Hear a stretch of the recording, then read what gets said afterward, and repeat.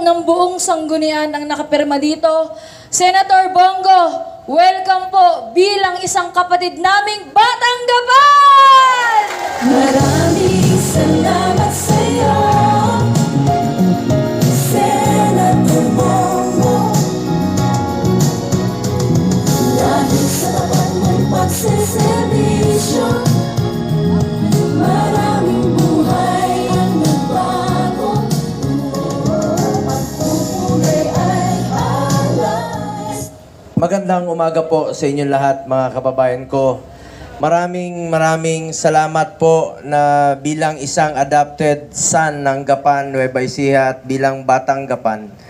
Ituring nyo lang po ako na parang kapatid nyo na rin po o kuya. At patuloy po ako magsiservisyo sa inyo lahat sa abot ng aking makakaya. Huwag ko kayo magpasalamat sa akin. Sa totoo lang po, parati ko kasing naririnig na Hello. Huwag ko kayo magpasalamat sa akin. Parati ko kasing narinig, salamat Senador Bongo sa mga tulong sa Malasakit Center, Super Health Center. Huwag ko kayo magpasalamat sa akin. Sa totoo lang po, ako ang dapat magpasalamat sa inyo. Dahil binigyan niyo po ako ng pagkakataon na makapagserbisyo po sa inyo. Maraming salamat po sa inyo lahat. Sa ating minamahal na Mayor, Joyce, maraming salamat po. Patuloy po akong tutulong dito sa abot ng aking makakaya. Bukas ang aking opisina para sa inyo lahat, mga konsehal, mga kapitan, paglalaban ko po kayo. Galing rin po ako sa baba. Matagal rin po ako nagtrabaho kay dating Mayor, dating Presidente Rodrigo Duterte. Alam ko po itong flag ceremony sa umaga ng Lunes. Sabi ko lang po kay Mayor, hindi lang po parati kaming nakaka-attend kasi si Mayor Duterte noon, medyo sa hapon siya hanggang madaling araw yan nag-uopisina. Alauna, pero inuubos niya po hanggang makauwi yung pinakahuling lalapit sa kanya. Kaya ako mismo, sa umaga pa lang, kapitan yung kaharap ko. Hanggang pag-uwi ko rin ng hating gabi, kapitan pa rin po. Kaya kapitan, naintindihan ko rin po ang inyong trabaho. Palakpakan natin ang ating mga kapitan, konsehal, lahat po kayo. Of course, Mayor, no? Lahat ng department head, salamat po sa inyong serbisyo. Kayo po ang hero sa panahon ng pandemya. Hindi po natin mararating itong kinatatayuan natin kung hindi po dahil sa inyo. Alam ko yan, City Health, accountant, assessor, budget, lahat po, sangguniang panglungsod, ang inyong CSWDO, LCR, lahat po, CDRRMO, di ko na po maisa-isa. Mga TODA, paborito ko yan sa Manila. Mga TODA, salamat sa inyo. Kung ano po may paglilingkod ko po sa inyo. Mga estudyante naman po, kung pagdating ng panahon, kung makatulong po ako na magkaroon rin po ako ng mga scholars dito. So, bilang chairman po ng Committee on Youth sa mga kabataan, kayo po ang kinabukasan ng bayang ito. Malay nyo, kayo rin po ang maging senador pagdating ng panahon. Gawin nyo lang po ang tama parate. Mahalin po natin ang ating kapwa Pilipino. Hindi kayo magkakamali dyan, mga kababayan ko. At sa ating police, military, BGMP, Coast Guard, at ang ating Bureau of Fire. 2018, inuna namin ni dating Pangulong Duterte, idoble po ang sahod ninyo. At hindi po magiging successful na labanan ng kriminalidad, insurgency, terorismo kung hindi po dahil sa mga uniform personnel. Palakpakan rin po natin ang ating mga uniform personnel. Gusto ko rin po banggitin sa inyo, ako po isa sa author at co-sponsor na una ng Salary Standardization 5 noong 2019 at nag-file din po ako ngayong 2024 ng Salary Standardization 6. Naintindihan ko po ang trabaho ng nasa gobyerno. Ang hirap po. Kaya dapat po ibigyan kayo ng maayos na kompensasyon. At isa rin po ako sa author at co-sponsor ng Magna Carta for Barangay Health Workers. Kaya mga medical frontliners, ipaglalaban ko po kayo parate. Yung inyong hiya nun, pinaglalaban talaga natin. At nangako po ang DBM at DOH, mababayaran po kayo ngayong taong ito, yung mga health emergency allowance. Paglalaban ko po kayo. Ngayon, bilang chairman po ng Committee on Health sa Senado, tatlo po ang aking naging prioridad. Bibilisan ko na lang po. Alam kong mainit, pasensya na po. Masama po ang panahon sa Maynila. may paparating po na bagyo. So sa ating disaster, ingat po tayo. Ready po tayo. Typhoon signal number 4 nga po sa Batanes sa ngayon. Medyo masama, malakas yung hangin. Kaya po medyo natagalan po kami. Ngayon, chairman po ako ng Committee on Health, Youth and Sports. 3 po ang aking naging prioridad bilang chairman ng Committee on Health. Malasakit Center, Super Health Center at Regional Specialty Center.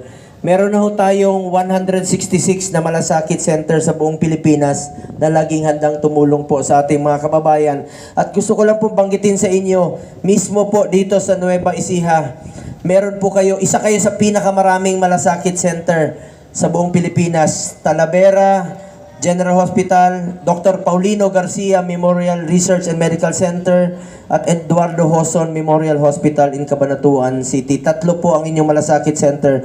At kung meron ho kayong pasyente, kakailanganing dalahin po sa Maynila Heart Center, tutulong po ako doon. Sabihan nyo lang po ang aking opisina. Pati pamasahin ng inyong pasyente, tutulungan ko hanggang makabalik dito sa Gapan.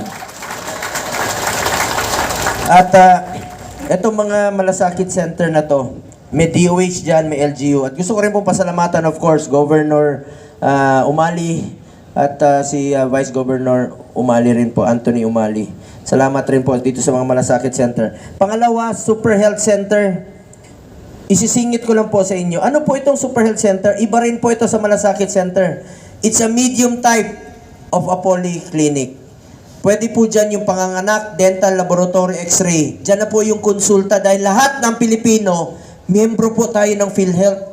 Diyan na tayo magpakonsulta. Mas madidecongest ang hospital kung meron tayong mga Super Health Center. Papangalanan ko lang po, sa tulong ng mga kasamahan ko sa Kongreso, Congressman Eming Pascual, ma'am, pakiabot sa kanya. Salamat po sa tulong. Magkakaroon po tayo ng 9 na Super Health Center sa probinsya po ng Nueva Ecija. Camtinio, Rizal, San Leonardo, Santo Domingo, Aliaga, Bongabon, Llanera, Science City, Zaragoza. Mayor, kung pagdating ng panahon, kung kailangan nyo po ng Super Health Center dito at meron nung kayong lugar na paglalagyan, willing po akong tumulong para ilapit natin ang serbisyo medical sa ating mga kababayan. Ang dami pong pera ng PhilHealth, dyan na kayo magpakonsulta. Tinaasan na po ang subsidy from 500 to 1.7. Nabalitaan nyo ngayon, may reserve pa ng PhilHealth. Sobra-sobra ang pera nila. Tapos yung mga pasyente hindi makalabas ng ospital. Kaya babantayan ko po ito. Ngayon, nangako ang PhilHealth, tinanggal na nila. Nagkaroon na po ako ng 3 hearing sa Senado. Nangako sila, tatanggalin na po nila itong single period of confinement policy. Ano po ito? Pag nagka-bleeding tayo, pneumonia, diarrhea, within 3 months, bawal nang i-cover muli. Tinanggal na nila. Nag-decide na po sila yung board na tatanggalin. Ako po ang nag-push noon na dapat tanggalin. Kalukuhan po yung pulisiyang yun. Mapigilan ba natin magka-pneumonia? Sobra-sobra ang pera ng PhilHealth. Ibalik niyo sa tao. Pera natin yan. Contribution natin yan. Nagpasa rin kami ng bill sa Senado na dapat po ibabawasan muna ang premium contribution by 2025 po. Dahil kaltas po yun sa sweldo natin. Dapat i-expand nila yung benefit packages, i-increase nila yung case rates nila. Yung mga dental, dagdagan nila dapat. At dapat mabawasan po yung out-of-pocket expenditures natin. Kawawa yung mga mahirap. Anyway, balikan ko lang po yung Super Health Center. Ilapit natin yung serbisyo medical sa ating mga kababayan. Pwede na po dyan mga anak, yung mga buntis. Yung hindi pa buntis, may panahon pa kayong magpabuntis. Nakikiusap lang po ako, Mayor. Konsehal, baka pwede umupo muna kayo. Sandali lang. Upo. Mga konsehal, kayo po, kung may upuan, upo muna kayo. Ang problema, walang upuan dyan. Pasensya, bibilisa. Upo muna kayo. Ngayon, magkakaroon po ng mahigit 600 na Super Health Center sa buong Pilipinas. Sabi ko, kasama na dyan ang Siam dito sa Nueva Ecija, 600 sa buong Pilipinas. Sa Batangas, Tingloy, Island, pinaglagyan nila. Kung wala pa yung Super Health Center doon, yung mga buntis, manganganak na lang sa bangka, sa tricycle, sa sobrang layo ng ospital. Ngayon, doon na sila manganganak. Ilapit natin yung serbisyo medical. Third, Mayor, meron po tayong batas na ipinasa. Priority ni Pangulong Marcos, ako ang principal sponsor. Regional Specialty Center. Magkakaroon na po, magtatayo na sa loob ng 5 taon ng mga specialty center sa buong Pilipinas, DOH Hospital. Halimbawa, dito po sa inyo, sa Dr. Paulino Garcia, existing nila burn care, trauma care, eye care. Sa loob ng 5 taon, maglalagay na po ng heart center dyan, renal care, neonatal care, cancer care, geriatric care sa mga matatanda, dermatology. Lalagyan na po dyan sa Dr. Paulino sa loob ng 5 taon po. Ilapit natin ang serbisyo medikal sa ating mga kababayan para hindi na po mahirapan. Ako po ang principal sponsor ng batas na yan. Second, chairman din po ako ng Committee on Sports. Mga kabataan, kung may mga paliga kayo rito, inter-barangay, kapitan, inter-barangay, basketball, volleyball. Isang paraan po yan na ilayo natin ang mga kabataan sa illegal na droga. Get into sports, stay away from drugs to keep us healthy and fit. At pagmamalaki ko lang po sa inyo, isa po ako sa author at co-sponsor ng National Academy of Sports sa New Clark City. Meron tayong eskwelahan na pwede mag-training ang mga estudyante. Mga kabataan, may dala akong bola sa inyo. Gusto nyo? May dala akong bola para sa inyo, mga bata. Basketball, volleyball, laro na lang kayo. At kung may paliga kayo sa eskwelahan ninyo, susuportahan ko po. Ilayo natin ang mga kabataan sa illegal na droga. Pero pasensyahan nyo na po. Lahat ng departamento, bigyan ko kayo ng bola rin. Basketball, volleyball, 1 per department.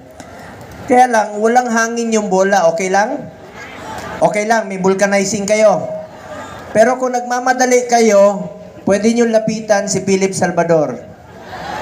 Nandito po ang aking kaibigan, si Philip Salvador. Palakpakan naman po natin. Pwede niyong lapitan si Philip dahil marami po siyang dalang hangin sa tiyan niya. Minsan